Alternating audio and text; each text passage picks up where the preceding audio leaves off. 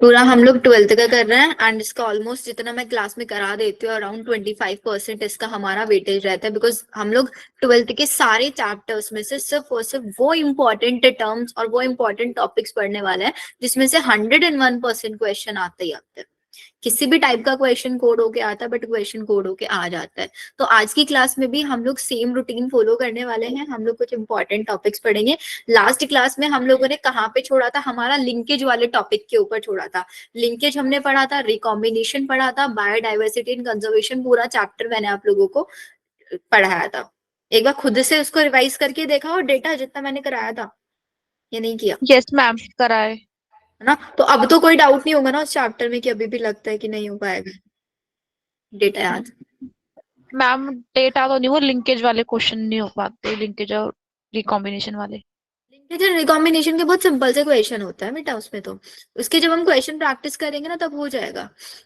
हाँ, इसका मैं प्लेलिस्ट आप लोगों को शेयर कर दूंगी। तो आज हम सबसे पहले हमारा कॉन्सेप्ट पढ़ते हैं, हमारा व्हाट इज प्लियोट्रॉपी। प्लियोट्रॉपी से भी एक क्वेश्चन आ जाता है अगर आपका जेनेटिक्स से क्वेश्चन आता है। तो प्लियोट्रॉपी सबसे पहले आता है, व्हाट इज प्लियोट्रॉपी, कौन बताएगा? Many single gene controlling many characters. एक ही जीन है और वो एक से ज्यादा कैरेक्टर्स को अफेक्ट कर रहा है, उसको बोलते हैं आपका प्लियोट्रॉपी। इसका एग्जाम्पल होता है फिनाइल कीटोनूरिया।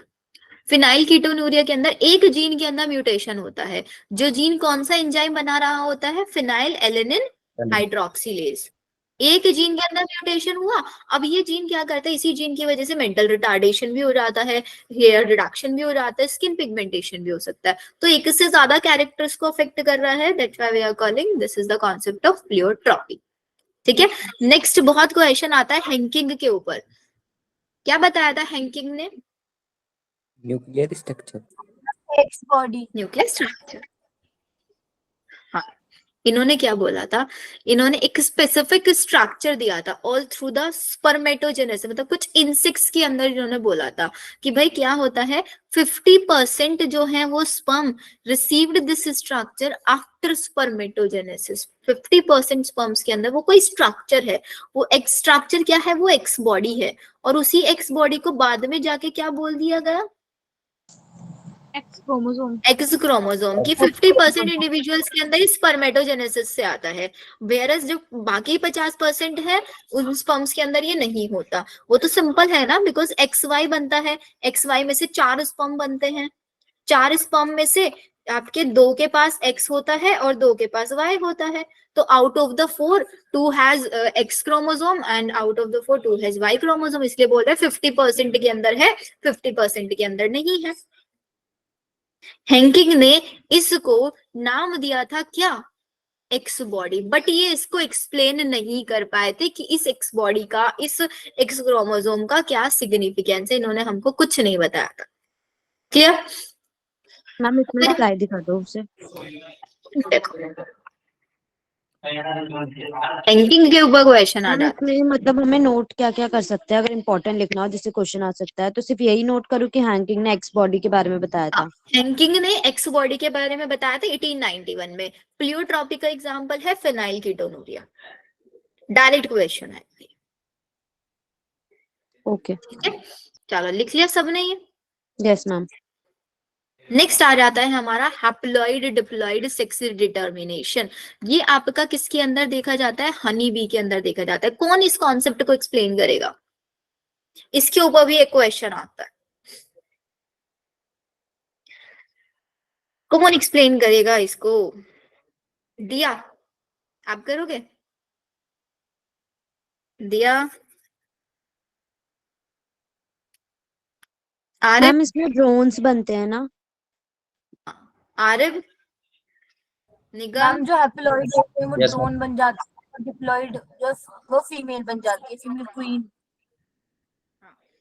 निगम एक्सप्लेन करो उस क्वेश्चन, इस ये कॉन्सेप्ट क्या समझा रहा है हमको, haploid diploid sex determination. Ma'am इसमें ना जो फीमेल होती है वो डिप्लॉयड होती है, इस उसमें मियोसिस होके ना हैप्लॉइड होते हैं 16 क्रोमोसोम। तो उसमें इनके मैम फादर नहीं होते, मतलब मदर, इनके फादर नहीं होते, और मेल होता है वो हैप्लॉइड होता है। माइटोसिस करके 16 क्रोमोसोम बना लेता है और एफ बनने से। Very good. जो ये हनी बी मैम होता है ना, हनी बी मैम के जितने भी मैम मेल होता है, हाँ हाँ बोलो बोलो। मैम वो वाले एक और है इसमें कि इसमें ना क्वीन होती है और वर्कर भी होते हैं, और ड्रोन होते हैं इनकी रक्षा करते हैं क्वीन की, और वर्कर भी वो फीमेल होती है। तो इसके अंदर क्या होता है ना, जितनी भी हनी बीज होती हैं उनका जो मेल पार्टनर होता है ना वो हैप्लॉइड होता है और फीमेल पार्टनर डिप्लॉइड होती है। इसीलिए हम इसको बोलते हैं हैप्लॉइड डिप्लॉइड सेक्स डिटर्मिनेशन, कि हैप्लॉइड होगा तो वो मेल होगा, डिप्लॉइड होगी तो वो फीमेल होगी। मतलब हैप्लॉइड डिप्लॉइड के बेसिस पे हम यहाँ पे सेक्स डिटर्मिनेशन कर सकते हैं। समझ में आया हैप्लॉइड डिप्लॉइड सेक्स डिटर्मिनेशन क्यों हम इसको बोलते हैं? यस। अब हमारे पास जितनी भी फीमेल्स होती हैं ऑब्वियसली हमको पता है वो सब डिप्लॉइड है, ठीक है। अब वो डिप्लॉइड है तो इनके अंदर क्या होगा, एक फीमेल हनी बी किसी मेल के साथ सेक्सुअल रिप्रोडक्शन होगा, रिप्रोडक्शन के बाद यहाँ पे इधर भी एन बन जाएगा, मेल ऑलरेडी एन होता ही है, एन से एक 2n बनेगा।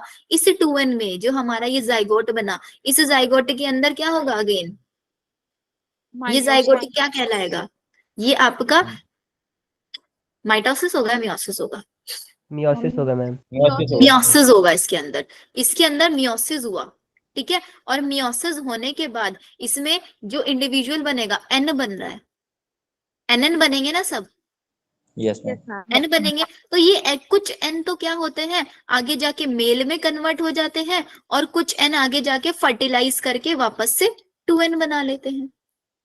मतलब जो गैमीट्स बने वो गैमीट्स ही डायरेक्टली एक ऑर्गेनिज्म में कन्वर्ट हो रहे हैं, गैमीट्स डायरेक्टली ऑर्गेनिज्म में कन्वर्ट हो रहा है, उस प्रोसेस को हम क्या बोलते हैं, पार्थिनोजेनेसिस। पार्थिनोजेनेसिस प्रोसेस हो रहा है यहाँ पे, ठीक है। और जो सेक्सुअल रिप्रोडक्शन से जो फर्टिलाइजेशन के बाद बन रहा है डिप्लॉइड, वो हमेशा फीमेल होगा। जो फीमेल्स आपका रॉयल जेली खाती है वो क्वीन बन जाएगी, जिनका काम सिर्फ और सिर्फ फर्टिलाइजेशन करने का होगा, और जो क्वीन आपका रॉयल जेली नहीं खाती है वो वर्कर बीज हो जाती है, जिनका काम सिर्फ वर्क करने का होता है। इसके ऊपर जो क्वेश्चन आता है, इसके ऊपर क्वेश्चन इन पे आता है कि भाई इनके कोई फादर नहीं होते and does they cannot have sons, इसीलिए इनके बच्चे भी नहीं हो सकते, लेकिन इनके ग्रैंडफादर और इनके ग्रैंडसन्स होते हैं। ये क्वेश्चन आता है। They do not have fathers, उनके कोई फादर नहीं है। क्यों फादर नहीं है? क्योंकि भाई यहाँ पे ये जो 2n है, इस 2n ने मियोसिस करके गैमीट्स बनवाए, ठीक है। इसने किसी के साथ फर्टिलाइजेशन करके तो ये मेल नहीं बनवाया ना, एक ही गैमीट था, उसी गैमीट से डायरेक्टली मेल बन गया, तो फर्टिलाइजेशन नहीं हुआ तो फादर नहीं है इसके कोई।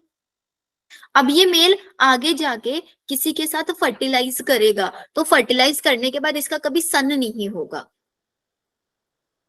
मैम पर ये जो 2n से ये मेल बना है उसका तो ग्रैंडसन होगा ना। कौन से वाला? मैम जो ये मेल बना है n से गैमेट से, वो 2n में मियोसिस हुई तो n बना, n से मेल बना, तो मैम मेल तो जो 2n वाला है उसका ग्रैंडसन हुआ ना फिर। 2n वाला मेल हो सकता है? मैम देखो एक बार बोलिए। रुको, इसको ना फिर से बताती हूँ ग्रैंडसन वाले कॉन्सेप्ट में, या आप इसको चाहो डायरेक्टली भी याद कर सकते हो, उसका पूरा कॉन्सेप्ट चाहे आप कॉन्सेप्ट भी समझ सकते हैं। हमारे पास एक फीमेल हनी भी है, ठीक है, इसी से समझ लो डायरेक्टली। फीमेल है 22, उसके अंदर मियोसिस हुआ, मियोसिस से जो उसके गैमीट्स बने, कुछ गैमीट तो डायरेक्टली मेल में कन्वर्ट हो गए, कुछ गैमीट ने आगे जाके फर्टिलाइजेशन करा और फर्टिलाइजेशन करके क्या बना लिया, फीमेल बनवा लिया। तो अब जो हमारे पास ये मेल बना, इस फीमेल के ने किसी के साथ फर्टिलाइजेशन करके इस मेल को नहीं बनाया ना, तो इसलिए इसका कोई फादर नहीं है, इसीलिए इसका कोई सन भी नहीं है, क्योंकि अब ये मेल डायरेक्ट हमारा किससे बना है, विदाउट एनी फर्टिलाइजेशन बना। अब ये फर्टिलाइजेशन, अब ये किसी फीमेल के साथ फर्टिलाइज कर रहा है, तो फीमेल के साथ फर्टिलाइज करके जो गैमीट्स बनवाएगा, वो गैमीट्स में इसके क्या बनेंगे, सिर्फ और सिर्फ फीमेल्स ही बनेंगे फर्टिलाइजेशन करके 2n में हमेशा, यस मैम। है ना। इसी मेल के क्या है, इसके ग्रैंड फादर हो सकते हैं, क्योंकि जो इसकी ये फीमेल बनी होगी, ये जो इसका बच्चा आया है मेल, इसकी जो फीमेल है, इस फीमेल ने तो किसी के साथ फर्टिलाइज किया होगा तभी वो फीमेल बनी, तो इसका मतलब इसके ग्रैंड फादर भी है और इसके ग्रैंडसन्स भी हैं, ओके। ठीक है, ग्रैंडफादर ग्रैंडसन हो सकते हैं बट वो खुद फादर नहीं है उसका कोई, एंड उसके सन्स नहीं हो सकते। ठीक है, थोड़ा सा सोच के करोगे ना समझ में आ जाएगा ये पूरा प्रोसेस। जैसे होता है ना लॉजिकल रीजनिंग वाले क्वेश्चंस होते हैं, बिल्कुल ऐसे ही लगता है, बट क्वेश्चन आया हुआ है यहाँ से। क्लियर? Yes ma'am. चलो अब देखो नेक्स्ट लाइन, ये मैंने आपकी लाइन एनसीईआरटी से ही उठाई है। जो आपका कैंसर सेल्स है उनके अंदर भी क्रोमोसोमल एब्रेशंस हो सकता है। क्रोमोसोमल एब्रेशंस का मतलब क्या होता है? क्रोमोसोम्स क्रोमोसोम्स के काउंट में कुछ चेंज आना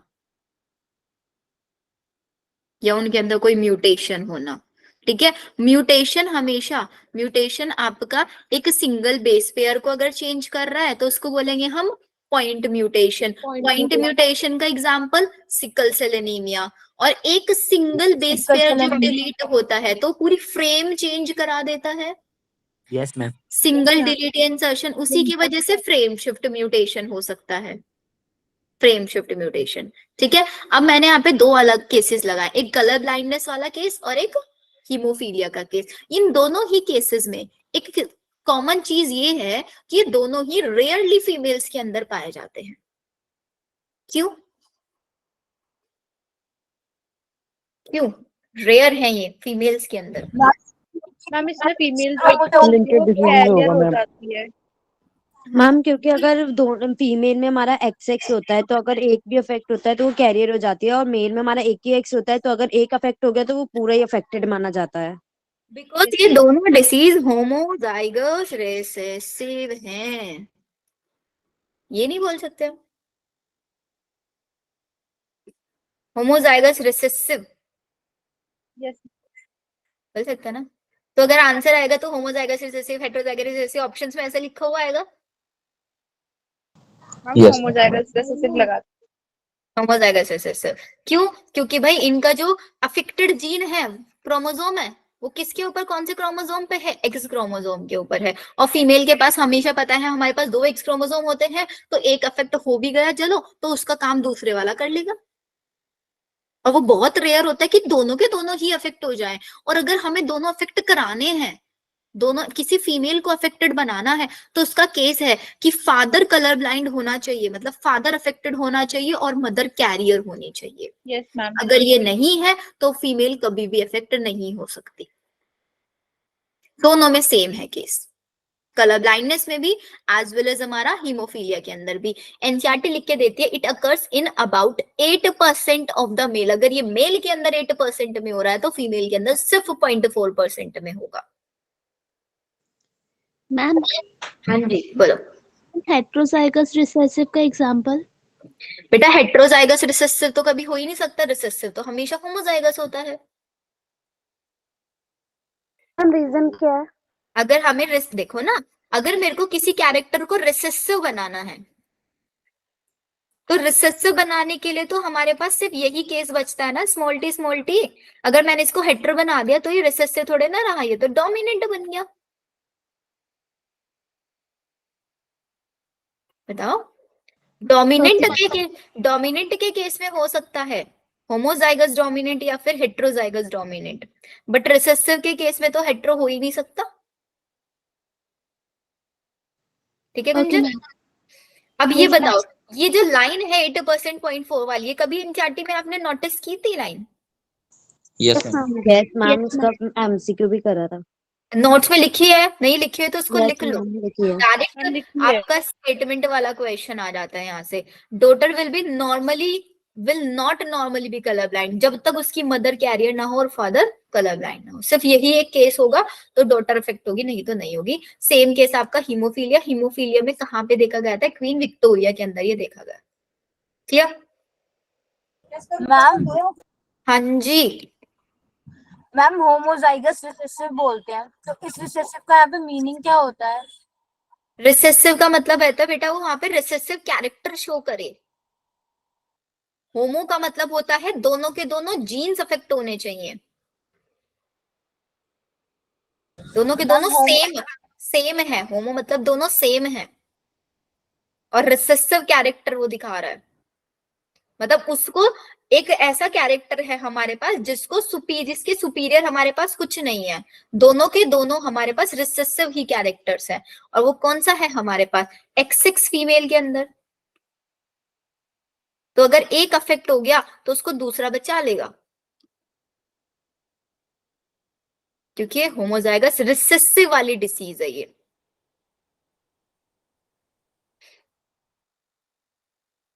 मैम हाँ हाँ बोलो।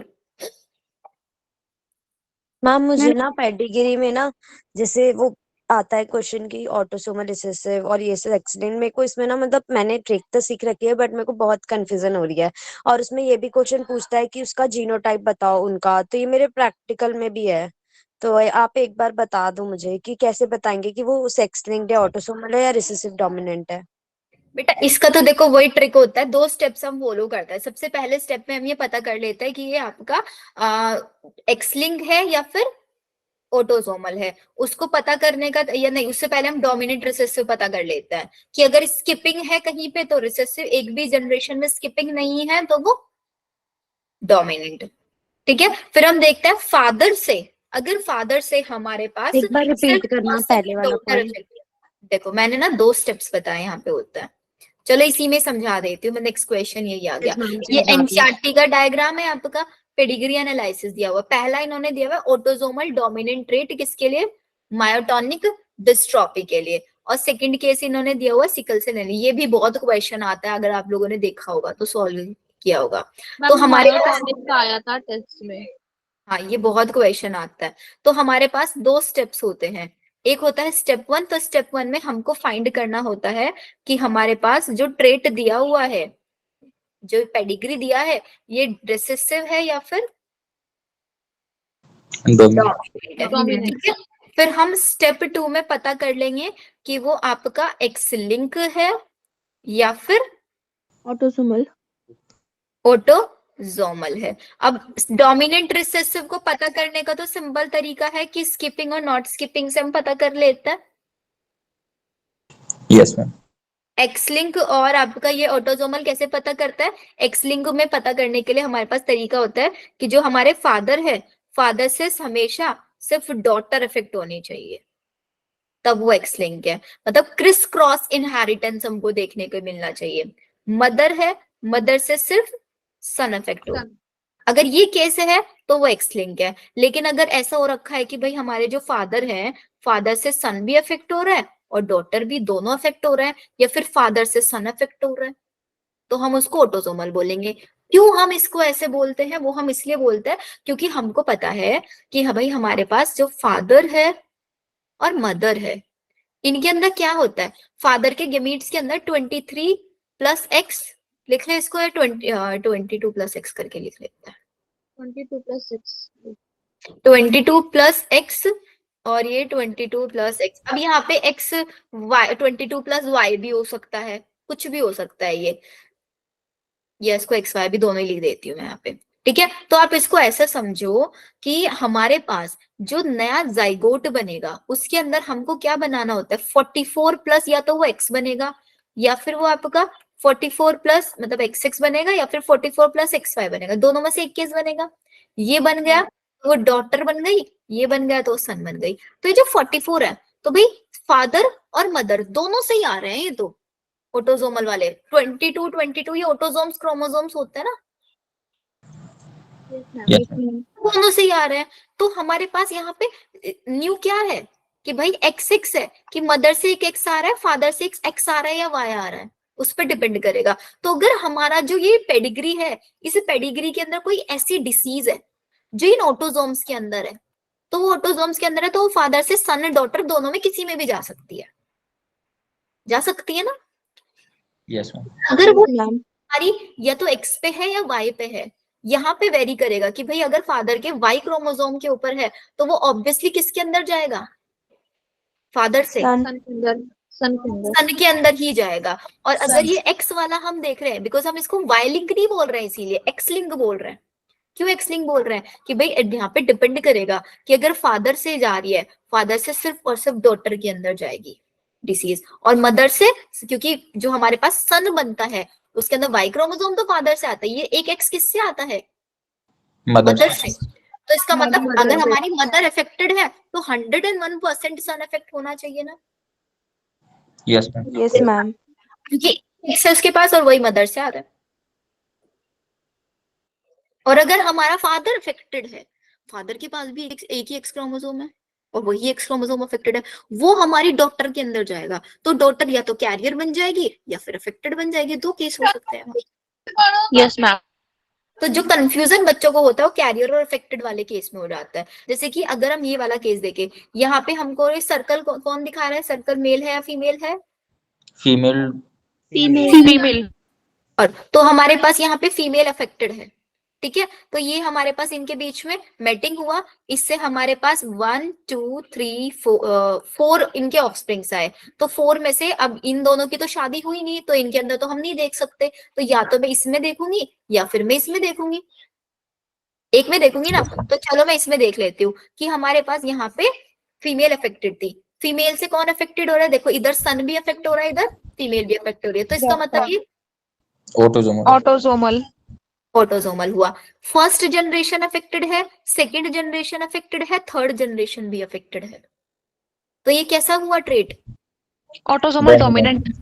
डोमिनेंट। अब बच्चे यहाँ पे कंफ्यूज इस केस को लेके होते हैं कि मैम अगर हम इस वाले ट्रेट को देख लें, इस वाले ट्रेट को, तो तब तो आपको रिसेसिव दिख रहा है ना, फर्स्ट जनरेशन में अफेक्टेड है, सेकंड जनरेशन Yes, में भी ma'am. है, लेकिन थर्ड में नहीं है। होंगे नहीं होंगे कंफ्यूज आप?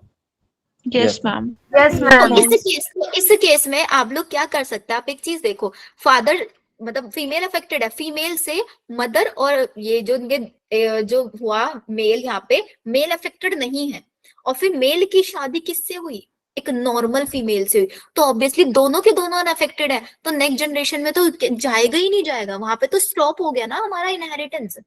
हमें इनहेरिटेंस किसमें Yes, देखना ma'am. पड़ेगा कि वहां पे एक अफेक्टेड हो, मैम या जब तो हमको, हाँ हाँ बोलो बोलो। जब जनरेशन स्किप नहीं होगी तो डोमिनेंट होगा। ये डोमिनेंट है, क्योंकि एक भी जनरेशन स्किप नहीं हुई, तीनों जनरेशन में एक एक इंडिविजुअल अफेक्टेड है, तो डोमिनेंट हुआ। पहला केस हमने देख लिया, और फिर हमने इसको ऑटोसोमल कैसे बोला? क्योंकि फीमेल से सन भी अफेक्टेड है, डॉटर भी अफेक्टेड है, दोनों अफेक्टेड है,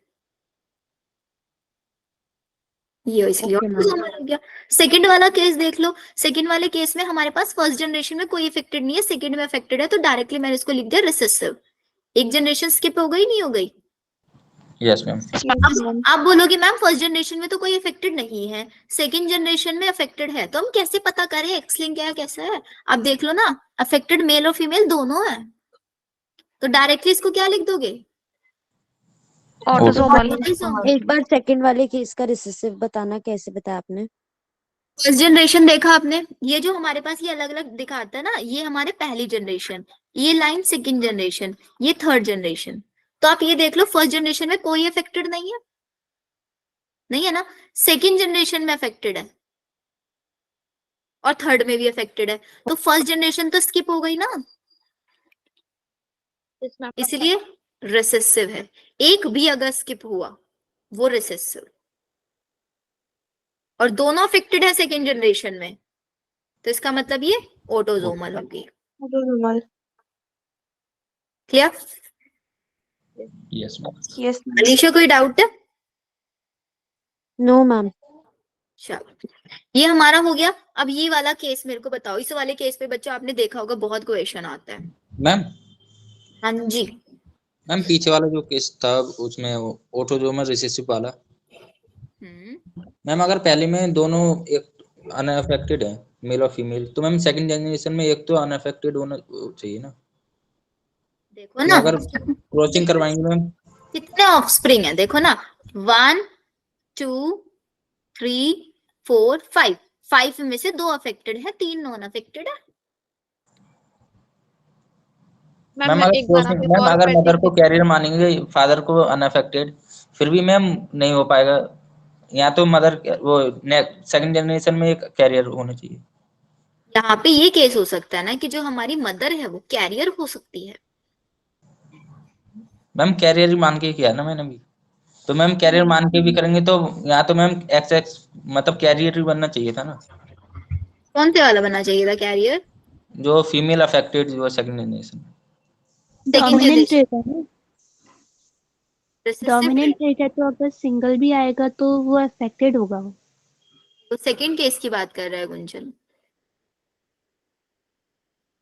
सेकंड केस की बात कर रहा है।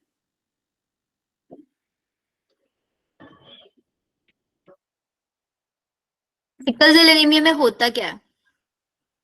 केस इन्होंने लिखा है ना, सिकल सेल एनीमिया। यस होता क्या है मैम सिकल उसमें सेल? ग्लूटानिक मैम एसिड जो है सिक्स वो वैलिन से वैलिन में सब्स्टिट्यूट हो कन्वर्ट होता जाता है है 6 पोजीशन 6 पे। पोजीशन पे। तो एक ब्लड डिसऑर्डर है वो, yes ma'am. Yes ma'am. Autosomal है, हाँ जी मैम। ऑटोसोमल है। तो इसका मतलब फादर और मदर दोनों के क्रोमोसोम्स के अंदर होगा वो, ऑटोसोम्स के, दोनों के ऑटोसोम्स के यस अंदर मैम। होगा। ठीक है, तो वो आपका ऑटोस, क्या आप ऑटोसोमल को कभी बता सकते हो कि वो आपका जो फादर आपने जो बनाया है ना निगम, वो आपने एक्स लिंक के बेसिस पे बनाया है। ऑटोसोमल के अंदर हम कभी भी वो वाला एक्स वाई करके नहीं बता सकते, ओके मैम। क्योंकि ऑटोसोम्स के ऊपर है। मैं समझ गई आप कैसे बोल रहे हो। आपने पता है क्या किया होगा ना, इसका पूरा ऐसे चार्ट बनाया होगा। चलो इसी के साइड में बना देती हूँ। ये आपने इसको लिखा है, ये एक्स वाई, इसको लिखा हो आप एक्स एक्स। ठीक है, अब बोल रहे हैं कि चलो हम मदर को मान लेते हैं, मदर कैरियर है।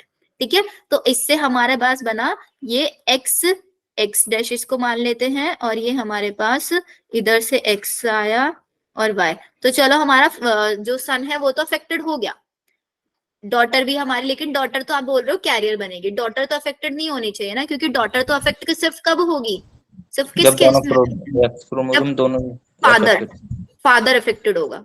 अभी बताया था ना रिसेसिव का केस, यस होमोजाइगस रिसेसिव वो था हमारे पास। लेकिन ये ऑटोसोमल है, ये एक्स लिंक वाला नहीं है, वो एक्स लिंक में चलता है केस। Okay ma'am. ठीक है, मैम यही गलती कर देता हूँ मैं पेपर में भी, इसी इसलिए मैंने इसी को ध्यान रखना है कि अगर हमें फर्स्ट जनरेशन में दोनों में से कोई इफेक्ट नहीं दिया हुआ है, तो चांसेस 99% होंगे वो ऑटोसोमल डिसीज मिलेगी, और सेकंड में अफेक्टेड है। Okay ma'am. ठीक है, तो उसको ऑटोसोम मान के आप हमेशा चलना। साक्षी आप कुछ बोल रहे थे? मैम एक बार वो एक्स लिंक हीमोफीलिया वाला पेडिग्री बना दो। कौन से वाला? मैम हीमोफीलिया वाला। हीमोफीलिया का पेडिग्री देखो। अच्छा, हीमोफीलिया और आपका कलर ब्लाइंडनेस, हाँ दोनों का बन जाएगा। हीमोफीलिया कैसा डिसीज है? X link. X linked recessive. X link है और रिसेसिव है। तो हम यहाँ पे किसको अफेक्ट कराना चाहते हैं? फीमेल को अफेक्ट, डॉटर अफेक्टेड दिखाना चाहता है कैसे? मैम सन अफेक्ट होगा ना। वो डिपेंड करेगा ना बेटा, हम यहाँ पे फादर को अफेक्टेड ले रहे हैं, मदर को क्या ले रहे हैं? Yes ma'am. तो बताओ फादर को और सन को क्या लेना है आपको? मैम दोनों का दिखा दो मैम, मतलब डॉटर भी और सन भी, क्योंकि पेपर में ऐसी क्वेश्चन आते मैम हैं मदर शायद अफेक्टेड होगी। चलो फादर को अफेक्टेड कर दिया हमने, मदर को नॉर्मल कर दिया। ये केस देख ले, ओके मैम। देखो जरा, कैरियर बन गई, यस मैम। कैरियर बन गई। अरे एक्स वाई, एक्स वाई, बताओ कोई भी अफेक्टेड हुआ? नहीं। नहीं हुआ ना, नो मैम। Zero affected. दूसरा केस ले लो, एक्स एच वाई, और इस बार हमने ले लिया फीमेल को कैरियर। ठीक है, अब देखो affected yes ma'am. Carrier, affected carry. Normal, normal ना। हाँ मैम। Yes ma'am. ये हुआ, मतलब दो अफेक्टेड हो गए इसमें। और एक केस ले लो कि फीमेल अफेक्टेड है। ये तो तीन केस बन सकते हैं, इसके अलावा तो और नहीं बन सकते। Yes ma'am. बन सकता है इसके अलावा कुछ? ये तीन केस बन सकते हैं बस, ये देखो यस मैम। हमारे अफेक्टेड बनेंगे। मैम जब ये थर्ड वाला केस होगा तो सारे अफेक्टेड बनेंगे मैम तो उसमें फादर तो वाई जनरेशन से गैप होगा तो ना होगा ना। affected? फादर वाई से अफेक्टेड है, एक्स से हो। एक्स से ही होगा। एक्स से होगा बेटा, एक्स अच्छा से सॉरी मैम ना। सॉरी। हाँ यहाँ पे, हाँ कोई बात नहीं। अगर हमारे पास फादर और मदर दोनों अफेक्टेड है तो वहां पे तो 101% केसेस सारे बच्चे अफेक्टेड हो गए, उसमें तो कुछ सोचना ही नहीं है। बस एक केस बच जाता है कि अगर फीमेल आपकी जो मदर है वो बिल्कुल नॉर्मल है, कैरियर भी नहीं है, तो वहां पे कोई अफेक्टेड नहीं होगा, सिर्फ कैरियर बनेंगे मदर के केस में। और अगर हमारी मदर कैरियर है तो वहां पे 50-50% पॉसिबिलिटी है कि 50% गर्ल्स हमारी कैरियर बन सकती है, 50% बॉयज हमारे कैरियर बन सकते हैं। दो बॉयज हो सकते हैं ना, दो में से एक कैरियर बन जाएगा कोई भी। मैम जो लास्ट वाला था इसमें जनरेशन गैप होगा? कौन से वाले में, सेकंड वाले में? इसमें मैम थर्ड वाले में जिसमें हम दोनों ही अफेक्टेड थे, मेल और फीमेल। नहीं, इसमें जनरेशन गैप नहीं आएगा। फर्स्ट जनरेशन के बाद सेकंड जनरेशन में ही सारे अफेक्टेड दिखेंगे। मैम अगर फीमेल नॉर्मल होगी तो सेकंड जनरेशन में वो कैरियर बन जाएगी।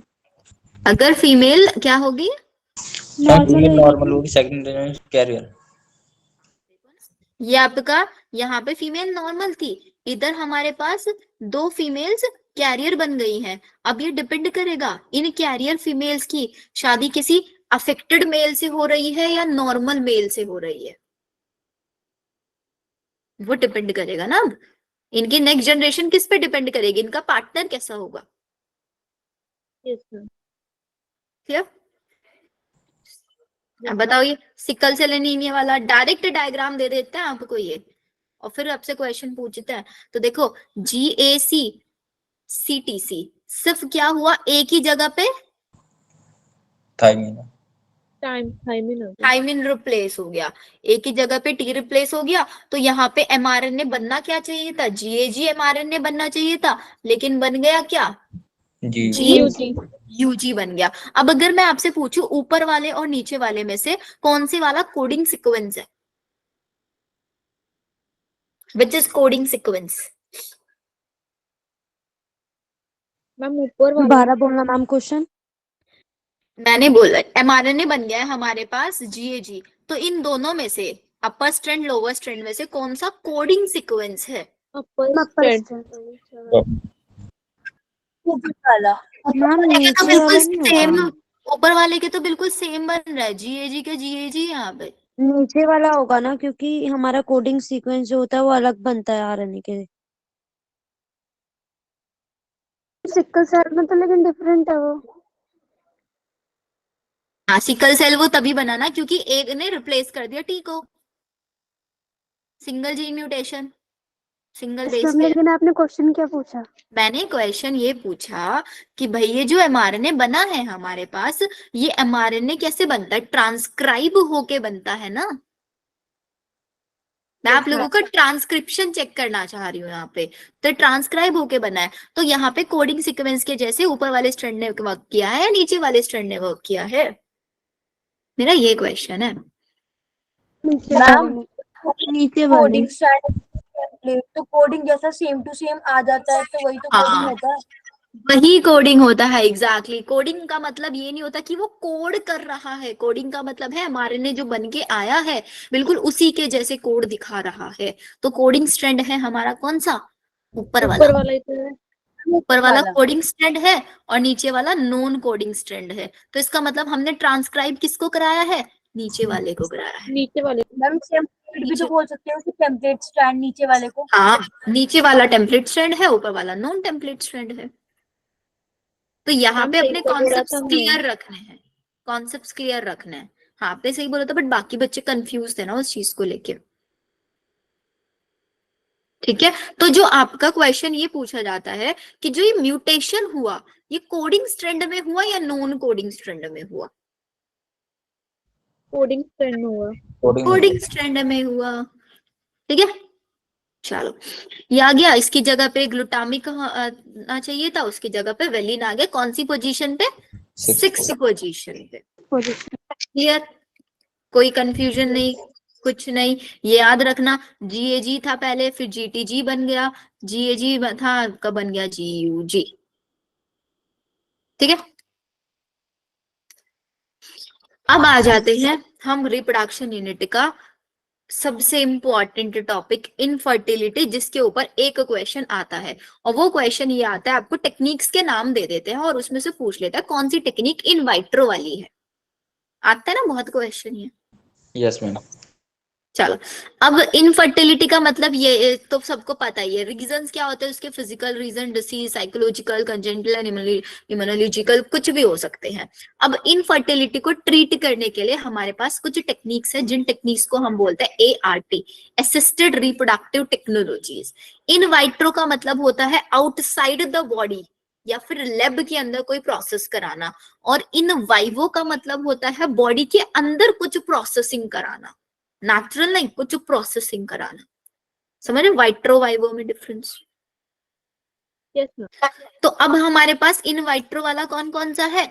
ZIFT, IUT, ICSI, और इन वाइवो में GIFT, AI, IUI। इन सब की फुल फॉर्म आई होप सबको पता होगी।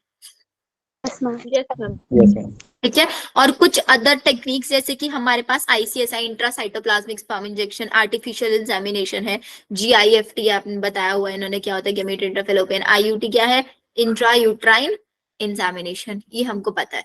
ठीक है, फिर एक क्वेश्चन बहुत आता है कि जो एम्ब्रियो को ट्रांसफर किया जाता है वो फेलोपियन ट्यूब में कौन सी स्टेज में करते हैं और यूट्रस में कौन सी स्टेज में करते हैं। बहुत क्वेश्चन आता है इसके ऊपर।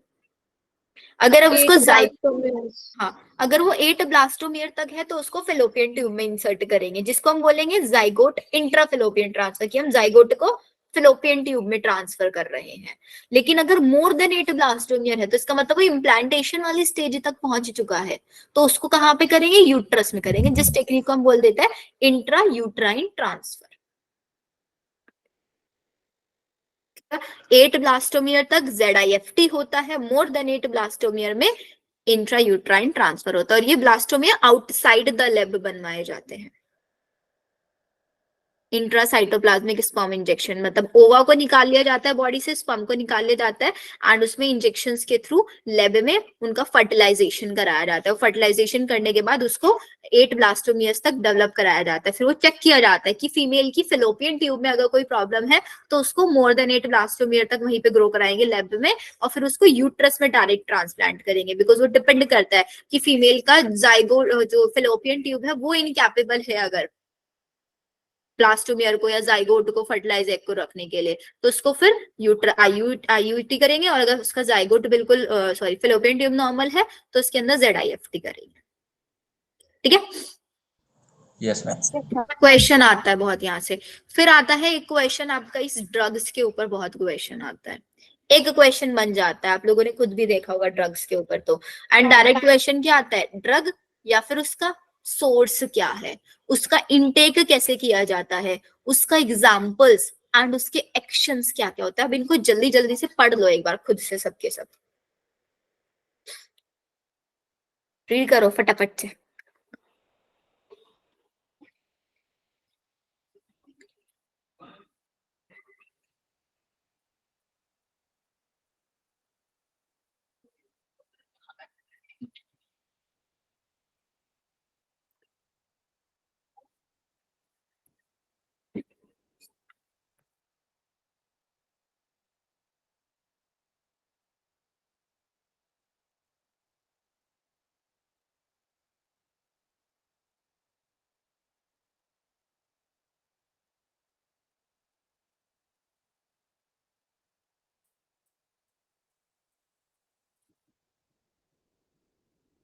रीड कर रहे हो बस बैठे वैसे ही? पढ़ रही हूँ। हम रीड कर रहे हैं, 1 मिनट। जूम करके देख लेना अगर कुछ नहीं दिख रहा है तो।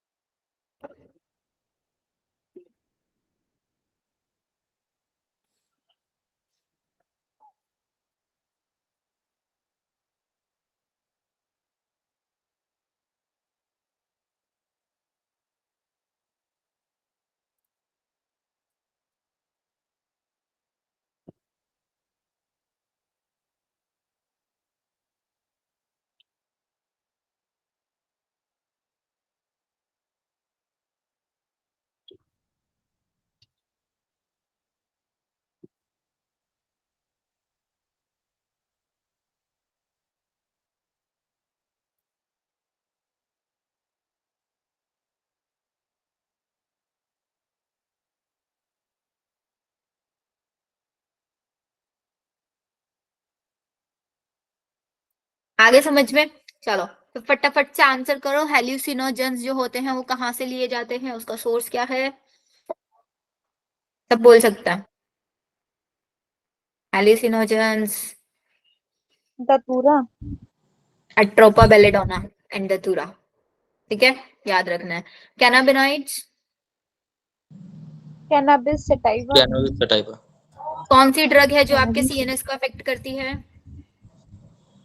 Stimulants opioids stimulants affect and करती है। ऑपियोइड्स, उसके एग्जांपल्स?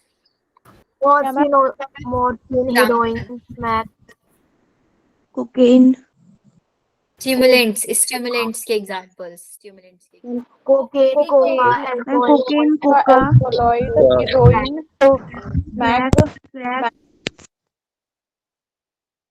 डिप्रेशन में आप कौन सा ड्रग लेना पसंद करेंगे इसमें से? Morphine, heroine, smack. Morphine, morphine. और कोई सा ले सकता है? मैम हीरोइन स्मैक भी तो इसी में आ जाएगा, मोरफिन के साथ ही। वो दोनों ही डिप्रेशन का काम करते हैं क्योंकि वो एग्जाम्पल ही ओपियोइड्स का है। मैम आपका बारबिट्यूरेट्स भी यूज कर सकते हैं डिप्रेशन पेशेंट्स के साथ। आपकी Yes, ma'am. कार्डियोवेस्कुलर सिस्टम को कौन अफेक्ट करता है? Ma'am cannabinoids. कैनाबिनॉइड्स। ठीक है, ये तो कर लोगे ना। अब यहाँ से कोई गलती नहीं होनी चाहिए आप लोगों से। Yes, अभी हमने learn। डायग्राम देख लेना, ये लीव्स, ये ना डायग्राम बना के दे देते और आपसे पूछ लेते कौन सा प्लांट है ये। ठीक है, ये नहीं बना के दे रहे हैं तो ये स्ट्रक्चर बना के दे देंगे। बताओ किसकी स्ट्रक्चर है ये, इस पे भी क्वेश्चन आया हुआ है। हर एक चीज बनाकर प्रैक्टिस करनी पड़ेगी। मैम स्ट्रक्चर स्ट्रक्चर बना के प्रैक्टिस थोड़ा ना, इसको देख लेना है स्ट्रक्चर को। देखो ना, ये लीव्स दिया हुआ है, किसका लीफ है? कैनबिस सटाइवा का। फ्लावर दिया हुआ है, किसका फ्लावर है? धतूरा का फ्लावर है। ये कौन सा प्लांट दिया हुआ है? ओपियम पॉपी प्लांट दिया हुआ है। ठीक है, यस मैम। चलो अब जरा ये वाला डेटा, भाई यहाँ से भी एक क्वेश्चन आ ही जाता है, बहुत जल्दी टपकता है क्वेश्चन। बैक्टीरियोफेज I/174 कितना डीएनए कंटेंट होता है? Database question 5386 nucleotide. पढ़ो इसको भी जल्दी से, जिसके पास नहीं लिखा हुआ है इस डेटा को लिख लो। मैम एक क्वेश्चन था, आरएनए पॉलीमरेज थर्ड जो है वो ट्रांसक्राइब करता है हेटेरोन्यूक्लियर आरएनए को। देखो आपके सामने है, किसको कर रहा है? HNRNA को आपका RNA पॉलीमरेज 2 करता है। मैम पर ऑप्शन में ना आरएनए पॉलीमरेज 3 दे रखा था और इसमें बोला था कि choose the appropriate correct answer, और मैम उसमें सारे ही आंसर गलत थे। तो मैंने देखा तो उन्होंने आरएनए पॉलीमरेज 3 को एचएनआरएनए का ट्रांसक्राइब बताया था। ये तो tRNA होता है, RNA पॉलीमरेज 2 HN3। हाँ श्योर बॉडी बोलो बेटा।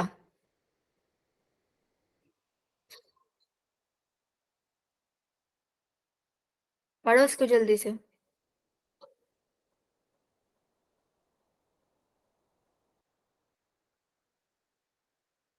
मैम तो वो क्वेश्चन ही गलत है ना फिर। उस क्वेश्चन में आपका एक तो मेरे को डायरेक्ट क्वेश्चन भेजना, क्या पता क्वेश्चन में किस वे में क्वेश्चन पूछा हुआ हो, ये भी हो सकता है।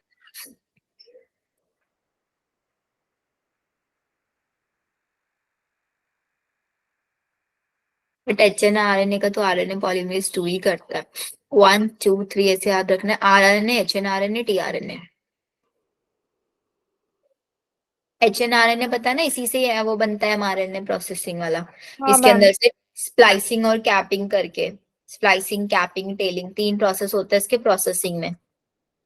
स्प्लाइसिंग, कैपिंग और टेलिंग। कैपिंग और टेलिंग। स्प्लाइसिंग का मतलब क्या होता है? एक्सॉन्स को हटाना या इंट्रॉन्स को हटाना? मैम इंट्रॉन्स को हटाते हैं, एक्सॉन्स को ज्वाइन करते हैं। इंट्रॉन्स को हटा के एक्सॉन्स को ज्वाइन करा देते हैं। कैपिंग 5th पोजीशन पे होते हैं, थर्ड पे, 5th पे होती है। और ये थर्ड में। एंड पे होती है। कैपिंग में क्या करते हैं? 5 5 मिथाइल गुआनोसिन ट्राइफॉस्फेट लगाता है ना, यस मैम। Yes ma'am. या मोनोफॉस्फेट लगाता है?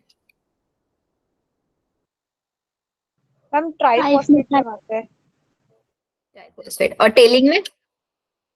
मैम एडिनाइलेशन करा देते हैं 200 एडिनाइल। हो जाता है। Very good. और कोई डाउट किसी का? पढ़ लिया पूरा स्लाइड सबने? Ma'am let's move on to the next one.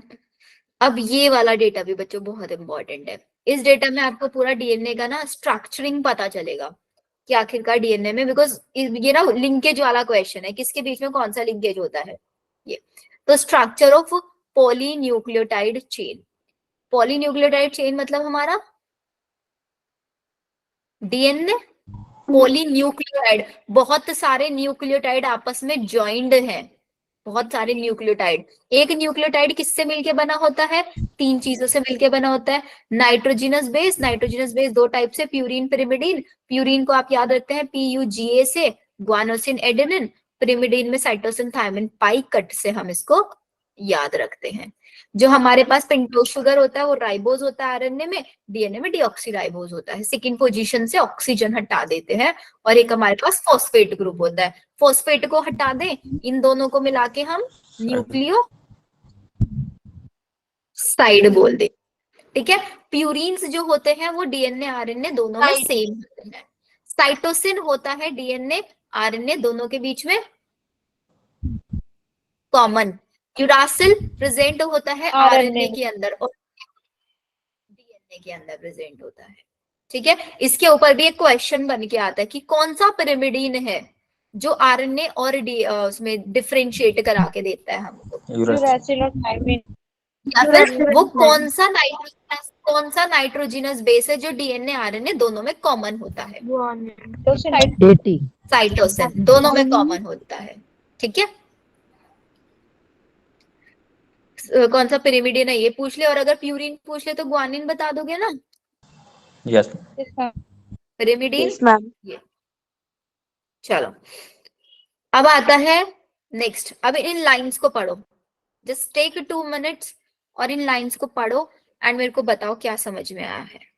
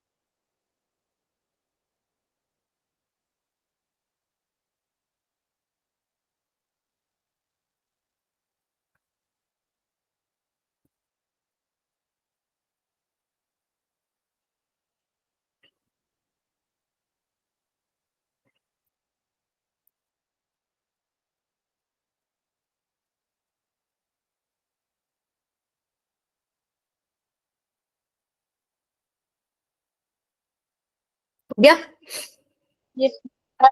चलो समराइज कर देती हूँ। एक नाइट्रोजिनस बेस आपका पेंटोज शुगर से लिंक्ड अप है। Nitrogenous base linked with sugar, किस लिंकेज के थ्रू? एन ग्लाइकोसिड। और क्या बना रहा है? न्यूक्लियोसाइड बना रहा है। ठीक है। फिर एक फॉस्फेट ग्रुप को हम लिंक कराते हैं किसके साथ? इसके साथ हमने एक फॉस्फेट अटैच करा दिया, सॉरी न्यूक्लियोसाइड में शुगर पे करता है ना फॉस्फेट को अटैच। तो इनके बीच में कौन सा बॉन्ड बन गया?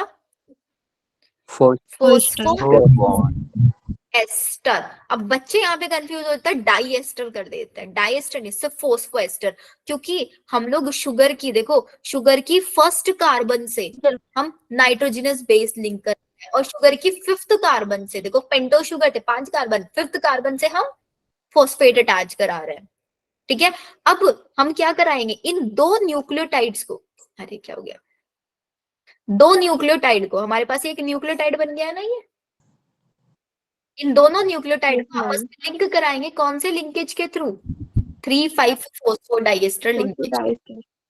ऐसे हमारे पास क्या होगा, 5th एंड शुगर का फ्री हो जाएगा और 3rd कार्बन हमारे पास OH का फ्री रह जाएगा, जिसकी वजह से हम लोग पोलैरिटी बोल देते हैं 5 प्राइम से 3 प्राइम, इसके सामने वाले में 3 प्राइम से 5 प्राइम। तो ये हमारे पास एंटी पोलैरिटी जनरेट होके आ गई। Done. N-glycosidic linkage, phosphoester linkage, और then we have phosphodiester linkage, 3,5 phosphodiester। Why we are calling it 3,5 समझ में आ गया आपको? Yes. चलो फिर अब आ जाओ हमारे जेनेटिक कोड पे। यहाँ से भी बच्चों एक क्वेश्चन आ ही जाता है। जेनेटिक चारगाफ रूल बता दे इसमें। देखो, चारगाफ रूल का मतलब होता है बेटा purine is equals to pyrimidine, कि जो जितने प्यूरिन है उतने ही पायरिमिडीन होने चाहिए। प्यूरिन की क्या है, एडेनिन, गुआनिन, और पिरिमिडीन साइटोसिन, यूरासिल, थाइमिन। और ये चारगाफ रूल किसके लिए एप्लीकेबल होता है, सिर्फ और सिर्फ डबल स्टैंडर्ड डीएनए के लिए अप्लाई। और अगर हमारा आरएनए भी डबल स्टैंडर्ड होगा उस केस में भी चारगाफ रूल अप्लाई होगा, सिंगल स्टैंडर्ड वाले पे अप्लाई नहीं होता है। ठीक है, पढ़ो अब जेनेटिक कोड। हमें पता है हमेशा जेनेटिक कोड को हम ट्रिपलेट की फॉर्म में रीड करते हैं। किसने दिया था, जॉर्ज गेमो ने दिया था। इसका केमिकल मेथड किसने डेवलप किया था, हरगोविंद खुराना ने इसको डेवलप करके दिया। फिर हमारा निजनबर्ग ने क्या बताया था, इसका प्रोटीन सिंथेसिस वाला मैकेनिज्म बताया था कि एक ट्रिपलेट वाला कोडॉन मिलके प्रोटीन सिंथेसिस कराता है। सेवेरो ओका एंजाइम जिसका नाम था पॉलीन्यूक्लियोटाइड फोस्फोराइलेज, ये आपका हेल्पफुल था किसके लिए, आरएनए का पॉलिमराइजेशन सीक्वेंस बताने के लिए। सेवेरो ओका एंजाइम याद रखना है। जेनेटिक कोडॉन के साइलेंट फीचर, सबसे पहले ट्रिपलेट है, टोटल 64 है, आउट ऑफ द 64 61 कोड करेंगे, 3 स्टॉप कोडॉन होंगे। कौन है stop codon, UAA, UAG, UGA। जो हमारा कोडॉन होते हैं, कोड्स होते हैं, वो डीजनरेट होते हैं। डीजनरेट का मतलब क्या है, डीजनरेट मतलब जो मोर देन वन के लिए कोड करे। हाँ, इसका मतलब ये होता है कि इनकी कोई पर्सनालिटी नहीं है, ऐसे याद रखना। डीजनरेट कोई पर्सनालिटी नहीं है किसकी, अमाइनो एसिड की, क्योंकि एक अमाइनो एसिड को एक से ज्यादा कोडॉन भी कोड कर सकते हैं। एक अमाइनो एसिड को एक से ज्यादा कोडॉन भी कोड कर सकते हैं, लेकिन जो हमारे पास कोडॉन है उनका नेचर कैसा होता है, अनएम्बिजियस होता है या एम्बिजियस होता है, अनएम्बिगुअस। उसका मतलब क्या होता है, मैम यूनिवर्सल होते हैं वो स्पेसिफिक अमीनो एसिड के साथ ही बॉन्ड बनाएगा, एक कोडॉन एक स्पेसिफिक मतलब कोड करेगा। एक कोडॉन एक ही अमाइनो एसिड को कोड करेगा। उसका मतलब ये हो गया कि इफ आई हैव AUG तो AUG सिर्फ और सिर्फ मेथियोनिन को कोड करेगा, AUG किसी और को कोड नहीं कर सकता। ठीक है, तो कोडॉन के लिए स्पेशल रूल बनाया गया है, बट अमाइनो एसिड के लिए नहीं। मेथियोनिन का अगर मन करिए ट्रिपल U से भी कोड हो जाएगा, ये किससे भी कोड हो जाएगा, AUC से भी कोड है। एग्जाम्पल ट्रिपल U वैसे फिनाइलिन को कोड करता है।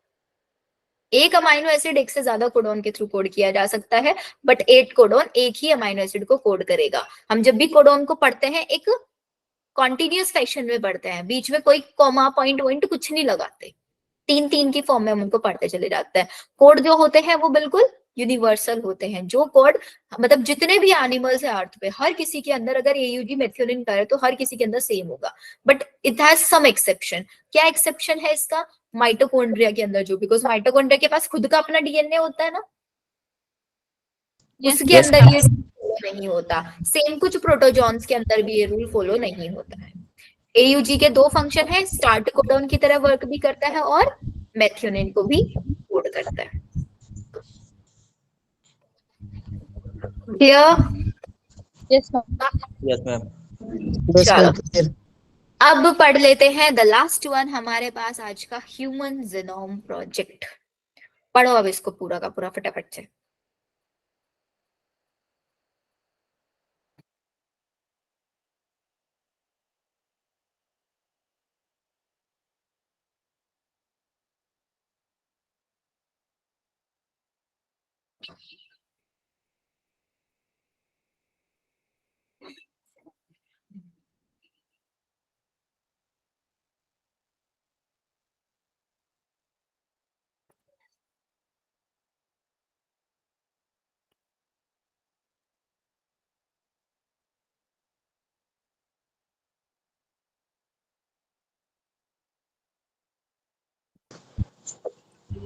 डाटा है ना हमेशा रह जाता है, याद नहीं होता।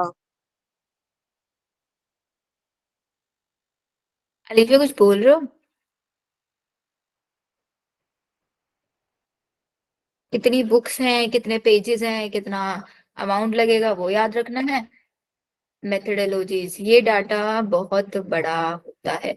हाँ बेटा बड़ा तो है, बट क्वेश्चन बहुत ना एकदम सिंप्लीफाइड से क्वेश्चन होता है जो इसमें आते हैं। सबसे पहले ह्यूमन जीनोम में कितना बताया था, कितने अप्रॉक्स हैं, 3 × 10⁻⁹। कितने साल का प्रोजेक्ट था, 13 साल का प्रोजेक्ट 13 था, साल का। याद रखना है।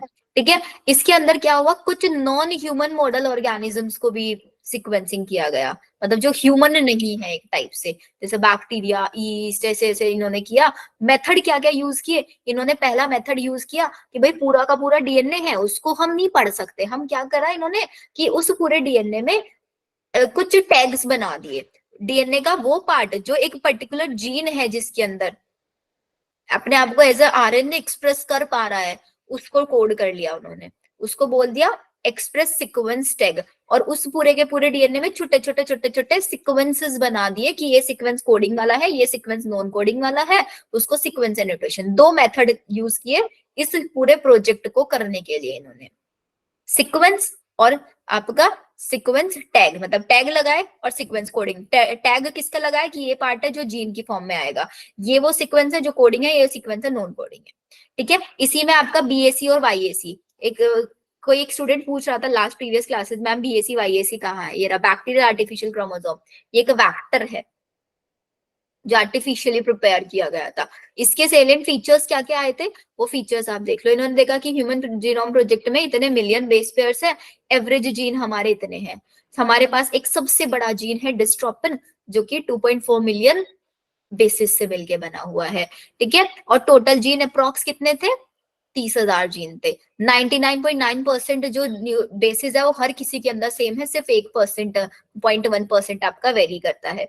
उसमें से देखा कि हमारे पास कुछ अननोन जीन्स भी आए जिनके फंक्शंस हमें नहीं पता थे। 2% से भी कम डीएनए है जो प्रोटीन को कोड करता है।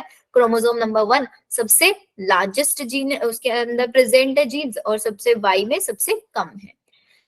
और हमारे पूरे डीएनए के अंदर 1.4 मिलियन ऐसी सीक्वेंस है जो बहुत ज्यादा रिपीटिशन है उनके अंदर, पॉलीमॉर्फिज्म बहुत ज्यादा है, लेकिन सिर्फ और सिर्फ एक न्यूक्लियोटाइड के बेस में उनके अंदर डिफरेंस है, जिनको हमने एसएनपीज बोल दिया।